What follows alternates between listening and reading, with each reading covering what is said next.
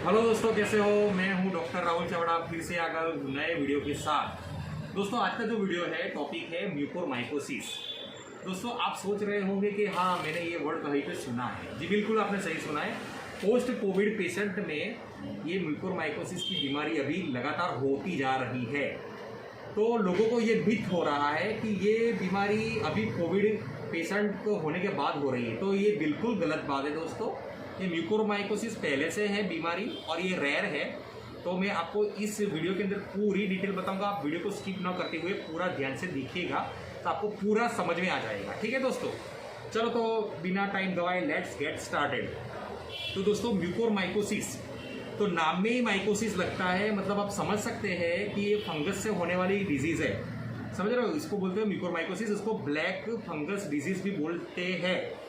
तो अब ये कौन से पार्ट पे होती है बॉडी के अंदर, तो मैं आपको बताता हूँ। एक तो फेस के ले लीजिए, साइड लेफ्ट या राइट हो, चिक्स हो, वहाँ पर होता है, नोज पे होता है, ब्रेन में होता है और लंग्स में होता है। समझ रहे हो बात को आप।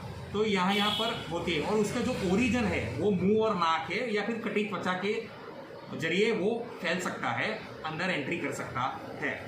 अब आपको ये ध्यान में रखना पड़ेगा कि किन किन लोगों को ये डिजीज़ हो सकता है। तो आप ध्यान से सुनिएगा। एक तो जिस पेशेंट की ट्रीटमेंट चल रही है तो उनको कॉम्प्लिकेशन के तौर पे ये म्यूकोरमाइकोसिस हो सकता है। पहली बात तो ये, ठीक है। अब दूसरी बात ये कि डायबिटिक पेशेंट हो उसको ये हो सकता है। 1000% उसमें खतरा रहता है। जो हाइपरग्लाइसेमिक पेशेंट है, जिनको डायबिटीज़ का पहले से है, उनको ये होता है। क्यों होता है? क्योंकि उसमें हाई शुगर कंसंट्रेशन होता है। तो उसमें क्या होता है कि फंगस को एक एटमॉस्फेरिक एनवायरनमेंट मिल जाता है बाहर से, तो वहाँ पे वो ग्रो करता है। तो इसलिए म्यूकोरमाइकोसिस का खतरा किस में होता है दोस्तों? डायबिटिक पेशेंट में मैक्सिमम है। अब तीसरी बात करता हूँ, कॉर्टिकोस्टेरॉइड। तो अभी कोविड पेशेंट को डॉक्टर्स कॉर्टिकोस्टेरॉइड प्रोवाइड करते हैं ट्रीटमेंट के लिए। तो अधिकतर अगर हो जाता है तो प्रॉब्लम आती है। तो अब ये कॉर्टिकोस्टेरॉइड कब लेना है, कितनी मात्रा में लेना है, कब तक लेके बंद करना है, अगर ये इन्फॉर्मेशन नहीं है तो आपको दिक्कत हो सकती है। इसलिए कॉर्टिकोस्टेरॉइड जैसे कि मिथाइलप्रेडिसोलोन है, टोसिलिजुमाब है, तो ये सब क्या वो आप अधिक मात्रा में अगर ले लेते हैं गलती से तो आपको म्यूकोरमाइकोसिस हो सकता है। जी बिल्कुल सही सुना आपने। उसके बाद आप सॉइल कांटेक्ट में आते हैं, जैसे कि बाहर का एटमॉस्फेयर है, खेत खलिहान हो, तो ये म्यूकोरमाइकोसिस के जो रहते हैं ना, वो फंगस वो कहीं पे भी हो सकता है। तो आप सॉइल कांटेक्ट में मत आइए। अब उसके बाद की बात की जाए कि ऑक्सीजन ह्यूमिडिफायर, तो अब उसमें क्या कहते हैं, वाटर अगर क्लीन नीट नहीं होता है तो भी आपको म्यूकोरमाइकोसिस का खतरा है। जो पेशेंट हॉस्पिटल के अंदर एडमिटेड है उनके बारे में ये बता रहा हूँ मैं, ठीक है। अब उसके बारे में आगे बढ़ते हैं कि आपका जो रूम है उसको आप क्लीन एंड नीट रखिए, एकदम हाइजीनिक रहिए। अगर नहीं रहते हैं तो भी आपको म्यूकोरमाइकोसिस हो सकता है। तो इन कंडीशंस में आपको ध्यान रखना पड़ेगा। ये कंडीशन होती है कि किनको म्यूकोरमाइकोसिस हो सकता है।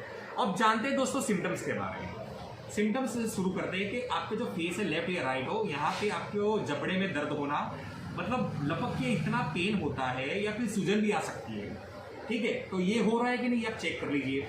दूसरा है कि नोज में से खून निकलना, मतलब म्यूकस के साथ ब्लड हो रहा है कि रेडिश ब्लैकिश टाइप का ब्लड आ रहा है क्या, वो आप नोटिस करिए, ठीक है। अब उसके बाद आपको सिर दर्द होगा, माइग्रेन टाइप, मतलब पूरा भयंकर सिर दर्द होगा। तो ये तो नहीं हो रहा है आपको, ये भी आप चेक कर लीजिए। समझ रहे हो बात को। तो ये सब सिम्टम हुए तो आप धीरे धीरे आप चेक करो। और आपको दूसरा उसके बाद ये भी लगेगा कि आपके मसूड़े या दांत बहुत ढीले हो रहे हैं, आपको ऐसा अंदर से फीलिंग आएगी। समझ रहे हो। और साइनसिस की भी तकलीफ हो, जिनको साइनोसाइटिस है उनको तो पता ही है। तो बस ये सब आप थोड़ा नोटिस करिए।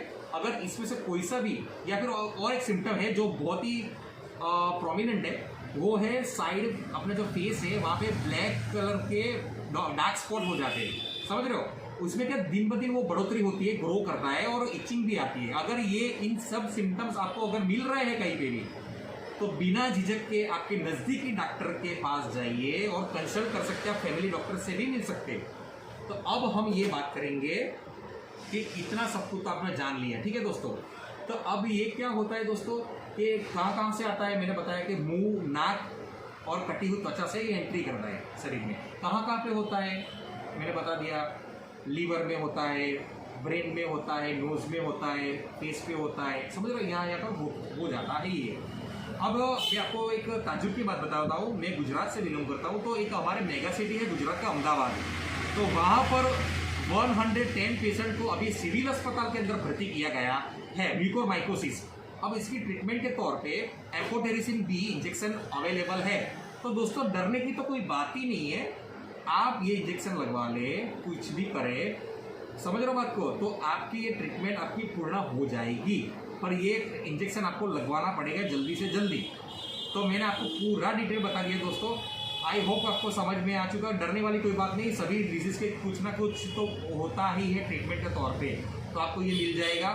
ठीक है दोस्तों, बस दोस्तों आई होप, उम्मीद करता हूँ कि आपको वीडियो अच्छा लगा होगा और कुछ जानकारी मिली होंगी। अगर जानकारी मिली और वीडियो अच्छा लगा है तो दोस्तों लाइक कर दीजिए, अपने दोस्तों को शेयर कर दीजिए। बस ऐसे ही दोस्तों अच्छे नए वीडियो लेके मैं वापस फिर से आऊँगा, तब तक के लिए जय हिंद जय भारत।